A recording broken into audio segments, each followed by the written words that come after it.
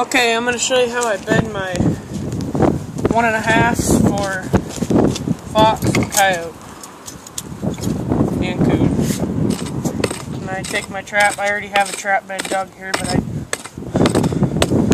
set my trap.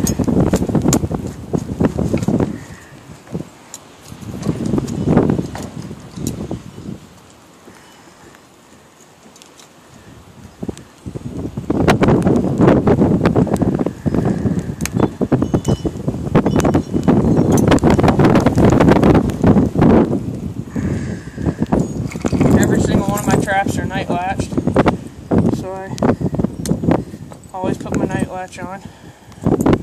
That trap's got a bit of a bend in it, I'll fix that later. I already got my trap bed dug. I'll just take that, take a little bit of dirt, put it down in the bottom, put my chain off to the side because that's what I normally do when I'm trapping. That trap has a slight move to it, so I'll come in here and I'll pack it down, make sure it's stable. You don't want your traps moving when the animal comes up, because if it moves, the fox or coyote, sometimes even coon, will feel that move and they'll dig your trap up. It's almost solid.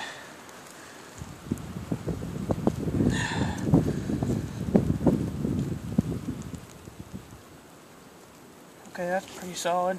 Now what I do is, normally I'd have my trap staked down and stuff, but I'll come up here because I ain't got dirt.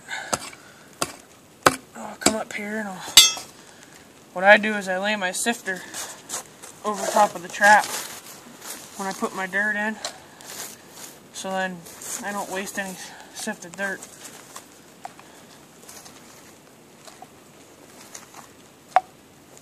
Now I'll take this and cover my trap up.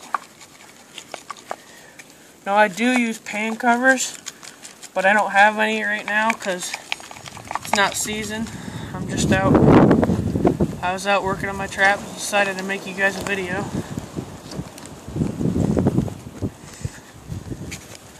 So I'll cover my trap up.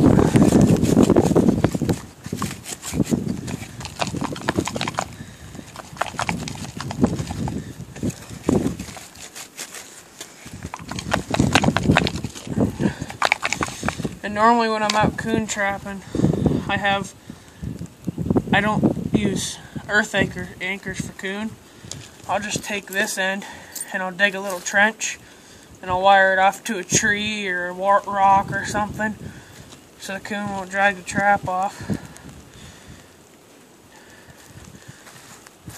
So then what I'll do is I'll sift just a little bit more dirt than what I need onto the trap. Then I'll come down and I'll find where my pan is. My pan's right there.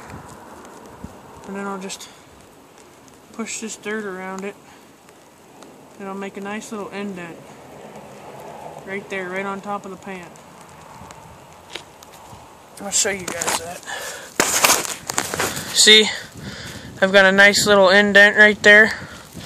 That's so that the coon, the coyote, or the fox, sometimes even bobcats, they think that some other animal has already been there, so they feel more comfortable step on it. So that's why I put that there. Now like I said, I dig a little trench out and I wire my trap off to a tree or something. But some guys won't agree with me, but I have a pinch swivel with 2 swivels on the end, and then on the end I put a quick link that I'd put wire through, or sometimes even an earth anchor, and then I'd wire it off or earth anchor it off. But I'll go ahead and set the trap off for you. So now it might not go off, but because I don't have a pan cover on it, Oh, and another thing is, always wear gloves when you're trapping for land animals and water animals. I use these net-grit, cheap, like $3 a pair gloves that are waterproof. Buy them at your trapping store. I'll set this trap off. See, it comes right up out of the ground, nice and solid. Then what I'll do after I catch an animal is I'll just dig out a little bit of that sifted dirt, and then I'll reset the trap and stuff. I'll show you guys it right now. I'll just dig out a little bit of dirt. And some guys freak out about blood, but typically I don't, because this is my first year trapping, or last year was my first year trapping. So I went out and my buddy gave me a baseball bat, so I just used a baseball bat and dispatched a coon and stuff. So what I do is I just stick the trap back down in that trap bed, put it to the point where it's not moving around.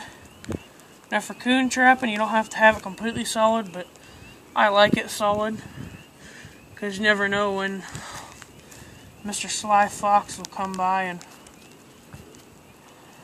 investigate your set. So then I'll just cover it up, and then, like, if I don't have a pan cover or something, I'll just grab really anything, like an oak leaf or any leaves, and I'll just stick it up underneath the pan, but I ain't got any around because I'm in my driveway. So what I do is I just set my sifter back over the trap, and then I'd do the same exact thing on bedding the trap in the first place. Except on the reset, what I do is I normally leave it a little bit indented, almost like a coyote and fox step down set. But I use that. I use the step down set a little bit. Not a lot. What I mostly use it for is coon. It works really good on coon. You guys should try it.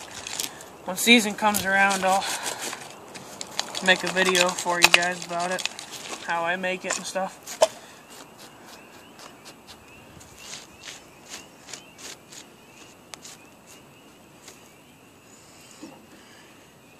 Now I'm just making a normal dirt hole here, but with a flat set, you want to make sure it's level with the ground, because if it's not level with the ground, I've had in past experiences where coyote or fox have come up and they've sniffed around and they've come up and they stepped on a little bit higher ground and they stepped on the trap and it didn't move, but they backed off because it's higher ground.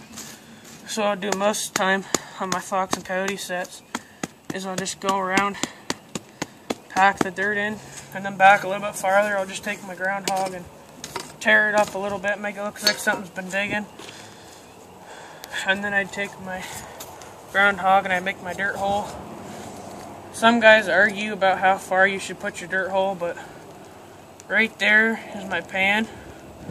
So what I do is I just take it and I go like that from the center of my pan to wherever I put my thumb in the center of the pan, and then my pointer finger up there, and then I offset it just an inch. So my dirt hole will be right there. And for coon, I'd put the dirt hole right there. Actually about right there. It's a little bit too far offset. But you guys understand, so then I'd just take a little bit of dirt for a flat set. I just take a little bit of dirt, put it over top of the pan, and then they'd come through and step on it. Alright guys, thanks for watching my video, and subscribe.